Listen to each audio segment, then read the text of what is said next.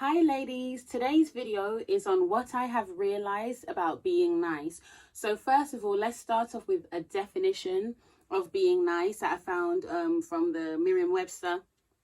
Polite, kind, pleasing, agreeable, appropriate, fitting, well-bred, virtuous, respectable.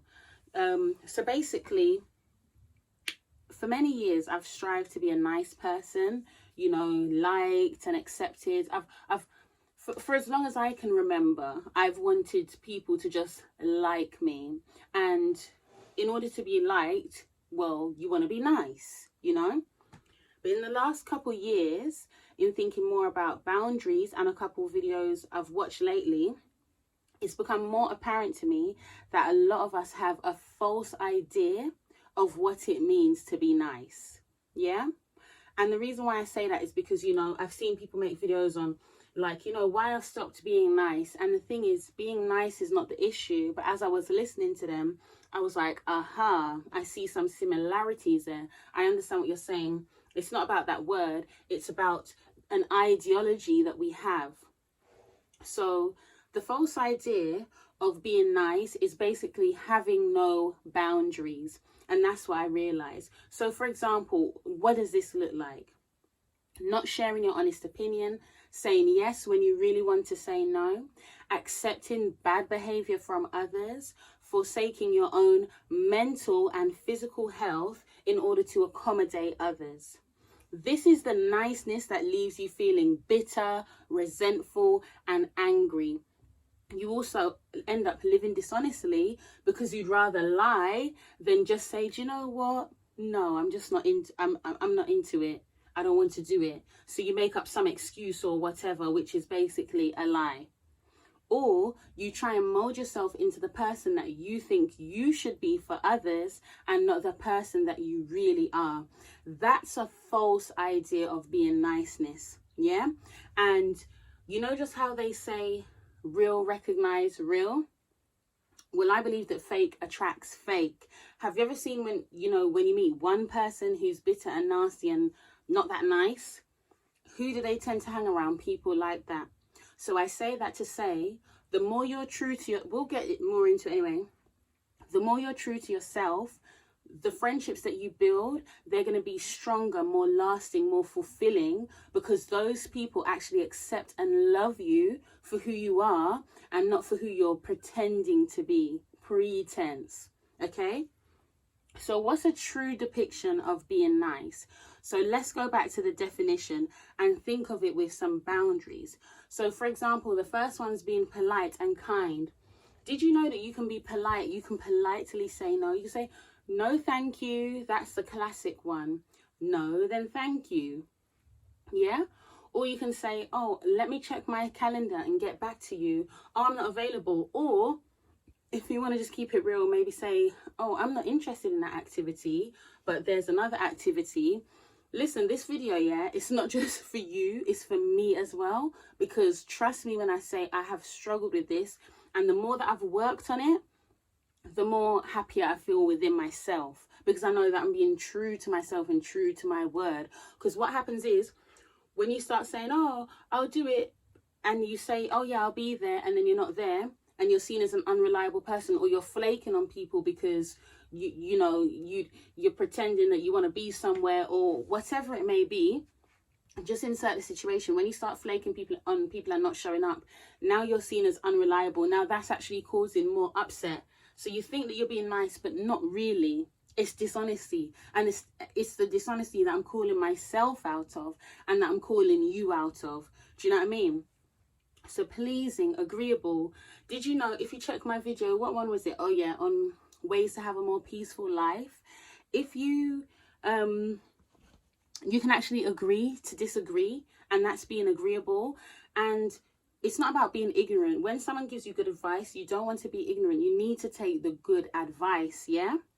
But you can say, do you know what?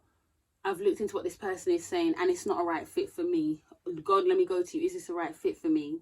Yeah? So you need to be humble and listen. But in other cases where you realize you're working with a person who just doesn't want to hear, you can say, okay, I agree to disagree, or just sit nicely and listen until you exit. right? Appropriate, fitting. What behavior is appropriate? What behavior is fitting for the occasion where you are? Being respectable. I was brought up to respect my elders, and there's nothing wrong with respecting your elders. But did you know you can respectfully tell your elders that they're wrong? Whether or not they want to listen is their business, but you can respectfully tell them, because guess what? In the eyes of God, we're all children when you want to look at it that way. And some people, I think at one point in my childhood, I used to assume that if someone is, you know, an elder, then naturally their wisdom grows with age. And then you get older and you realize, no, that's not always the case. It depends on how reflective someone is, how much information they take on, how teachable they are. Do you see what I'm saying? So sometimes your elder may need the correction from you. The Bible even tells us a little child shall lead them. There were mandem leading in the Bible being kings from a very young age. Do you see what I'm saying? So children have sense. So there's nothing wrong. I have to humble myself. And when my girls come to me and say, Mummy, you were wrong here, or you could do this way, I have to just say, you're right. They're 6 and 4 years old now. I have to show them that example so you can respectfully tell your elder, you're wrong. All right. So just basically what I'm saying there is find ways to say no without lying. My lack of boundaries, like what I was saying earlier, was rooted in wanting to be accepted and also wanting to be a good Christian, because a good Christian is there for people, and Jesus was there for people, so we should be there for people. Every time they need a shoulder to cry on, every time they need a place to stay, every time, oh, I don't know, what else is it, that they need a ride or whatever, we should be there for people, because that's what good Christians do. It doesn't matter how burnt out you are.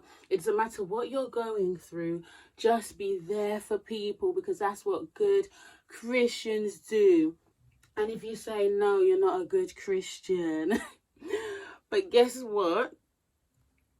We say to be like Jesus and have alone time, but I'm looking down to look at my notes, yeah? Because I don't want to miss this. This video is very important. Yet still, we're being like Jesus, yet still, Jesus made time to pray alone. He was straightforward. When he was ready, he told the Pharisees, he told people about themselves, and he lived according to the word. So that means in order for Jesus to go to the side and pray, he had to say, do you know what? I'm going to take some time out for me right now and pray. Boundary. I'm going to tell this person what they need to hear. That's a boundary to say, this is not acceptable. Yeah, this is acceptable behavior. This is not acceptable. He lived according to the word. He had boundaries for himself to say, do you know what? Even though the flesh wants to do this, my spirit, I'm going to choose to do the right thing, Lord. Not my will, but yours. When he was in Gethsemane, okay? And the truth is, sometimes the reason why we're there for people so much is because we're avoiding dealing with our own issues. But guess what? If you want to have healthy relationships, you need to take responsibility and work on your issues, especially if you're someone like me who chose to get married and chose to have children, because all of those issues that you are avoiding will spill onto your child. Oh, look at this in my child. Look at that in my child. Oh, she's so feisty. I don't know where she gets that from. Oh, he can be so rude. Oh, she's so lazy. Yeah? All right. So be nice and say no. And for me, at this point in my life, my peace of mind is more valuable than just going along to get along. So please, like, listen to me, because this is something that I've had to work on and that I continue to work on. So I'll even go back to my own video and say, Charla, what's the good advice you gave yourself in that video there? Listen to my advice, because the way how I have to see it, right, is, look, I'm 31. In 9 years, I'm going to be 40. When I'm 40 years old, do I want to be making up excuses as to why I don't want to do this and that? Do I still want to be going through that when I'm 40 years old? Oh, I'll think about it. No, you ain't going to think about it. You don't want to do it. Just say, no, I'm not interested. Do you see what I'm saying? Like, do I want to live my whole life like that? Always like, just, oh, how am I coming across? Oh, I want to be nice. I want to be nice. It's actually a prison. Your niceness is actually a prison, because you're not being free. You're not even being who you are. You just keep on, it's a facade, it's fakery, and it's dishonest. So check your niceness with the Holy Spirit. Be true to yourself. I'm not saying that you shouldn't be there for people and all these good things. There's a time and a place to help others. Sometimes you need help yourself, but only you know how much you can give at different times in your life. And if you keep on doing all this niceness, you're going to look back one day and realize, oh, wow, every single time I used to go to events, or who came to my event, or every time you were giving your time here, giving your time there, oh, all these people have moved on in their life and they're doing this, and where am I? And you have no one to blame but yourself. So if this video has arrived at your door and you know it's speaking to you, take heed to good advice. Me, Charlotte, take heed. Because I know the life that I want to live. I know the way that I want to feel. I know the peace of mind that I want to have. The confidence that I want to have within myself. And for me, part of doing that is learning how to say no. Be nice and say no. All right then, ladies, do like.